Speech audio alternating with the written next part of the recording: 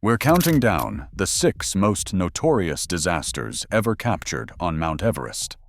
From tragedies that turned climbers into landmarks, to incidents sparking global outrage and changing mountaineering forever, each of these moments exposed the mountain's hidden dangers and ethical dilemmas. Which disaster left the deepest mark on Everest's legacy? Let's begin the countdown with number 6. Frances Arsentiev set out to become the first American woman to reach Everest's summit without supplemental oxygen.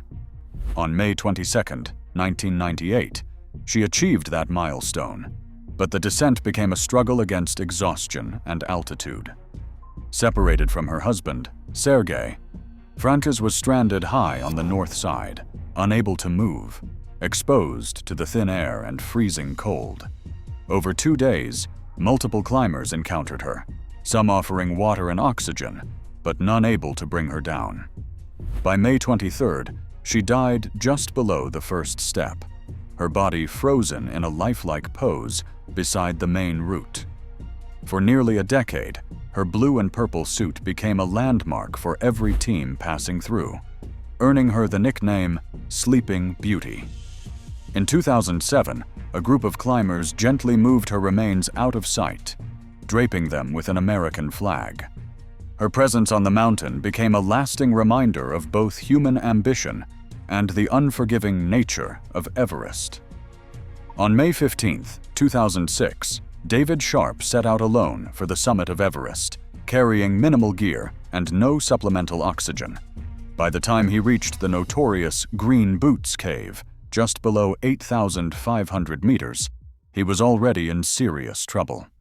Sharp became immobilized, likely suffering from hypoxia and extreme cold, unable to move or call for help. Over the next several hours, dozens of climbers passed his position, many on their own summit pushes. Some paused, assuming he was already dead. Others pressed on, citing their own exhaustion and depleted oxygen.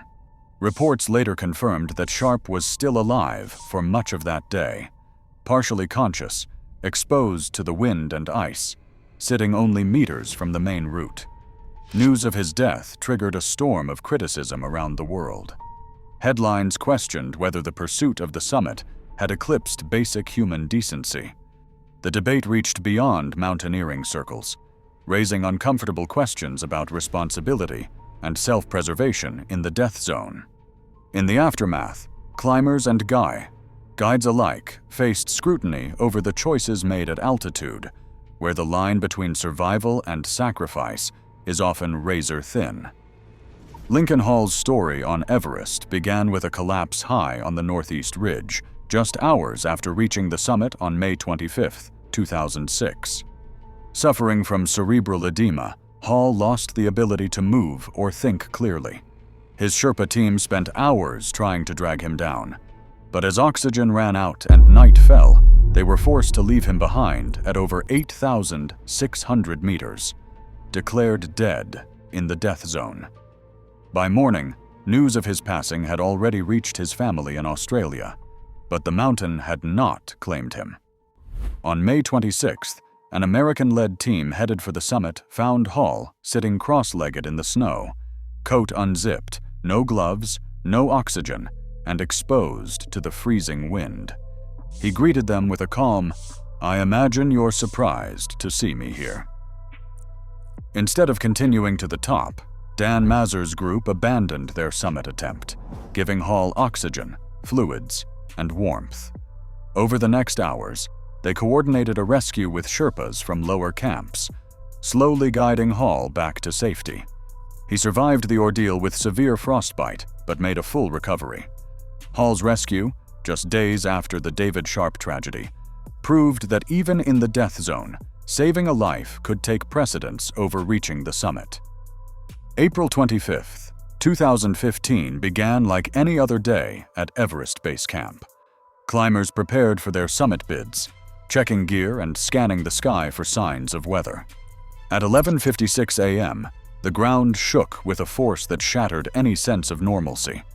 A magnitude 7.8 earthquake rocked Nepal, its shockwaves traveling deep beneath the Khumbu Glacier. Within seconds, a massive avalanche broke free from the slopes of Pumori, a peak that towers above base camp. The wall of snow and ice thundered down, sweeping across tents and scattering climbers and Sherpas in its path. For the first time in Everest's history, the disaster unfolded in real time. GoPro cameras, smartphones, and drones captured the moment as a white cloud raced toward camp, swallowing everything in seconds. The footage, raw, chaotic, and immediate, spread across the world within hours. 19 people lost their lives at base camp, and more than 60 were injured. Survivors scrambled for shelter, some diving behind ice walls or into shallow depressions, actions that meant the difference between life and death. The avalanche did not just devastate a single expedition. It struck at the heart of the climbing community, leaving behind a shattered camp and a global audience witnessing the tragedy almost as it happened. The speed of the broadcast brought urgent attention and aid, but it also changed how Everest disasters would be understood. No longer distant or abstract, the mountain's dangers became visible to millions, reshaping not just rescue efforts, but the world's perception of risk and responsibility on Everest. Before dawn on April 18, 2014, a team of Sherpas moved through the Khumbu icefall, ferrying loads and fixing ropes for client expeditions above. Without warning, a massive serac broke loose from the hanging glacier overhead. In seconds, tons of ice crashed onto the route. 16 Sherpas were killed, most instantly, making it the deadliest day for workers in Everest's history. The avalanche left behind shattered ladders, tangled ropes, and a debris field that stretched across the glacier. For years, Sherpa guides had raised concerns about the dangers of repeated crossings. Each worker typically made the trip through the icefall more than 20 times a season, compared to just 4 for most clients. Yet economic necessity kept them returning. Many of the men lost that day were the sole earners for extended families in villages like Forts and Kumjung. The official insurance payout for each victim stood at only $10,000, a fraction of the $50,000 to $500,000 coverage common for foreign clients. Government compensation was even less, sparking outrage and grief across the region. The tragedy triggered an unprecedented response. Sherpas called for better pay, lifelong pensions for dependents, and insurance parity. When their demands went unmet, nearly all guides walked off the job. The 2014 climbing season came to a halt, exposing the industry's total dependence on this workforce. International coverage forced a reckoning with the risks Sherpas face and the economic gaps that persist behind Everest's summit dreams. May 10, 1996. More than 30 climbers left Camp 4 on the South Col, aiming for the summit in the early hours. By sunrise, a line of headlamps stretched up the southeast ridge. At the balcony, delays set in. Fixed ropes hadn't been installed ahead of time. As the crowd bunched up, climbers waited in the thin air, burning through precious oxygen. Near the Hillary Step, the bottleneck became severe. Dozens queued for their turn on a single rope, losing critical time and energy. By midday, the first climbers reached the summit. Many, including guides Rob Hall and Scott Fisher, pressed on well past the recommended turnaround time of 2 p.m., gambling with the narrow window of safety. By late afternoon, clouds gathered and the wind picked up. Visibility dropped to near zero. Teams descending from the summit found themselves trapped in a sudden blizzard, disoriented and running out of oxygen. Radio calls crackled down from the high slopes. Rob Hall, stranded with client Doug Hansen above the Hillary Step, refused to leave him behind. Hall's voice grew weaker with each transmission. Scott Fisher, exhausted and slowed by illness, was last seen struggling below the south summit. Other climbers, including Beck Weathers and Yasuko Namba, collapsed in the storm, barely clinging to life. Through the night, rescue efforts faltered as the storm intensified.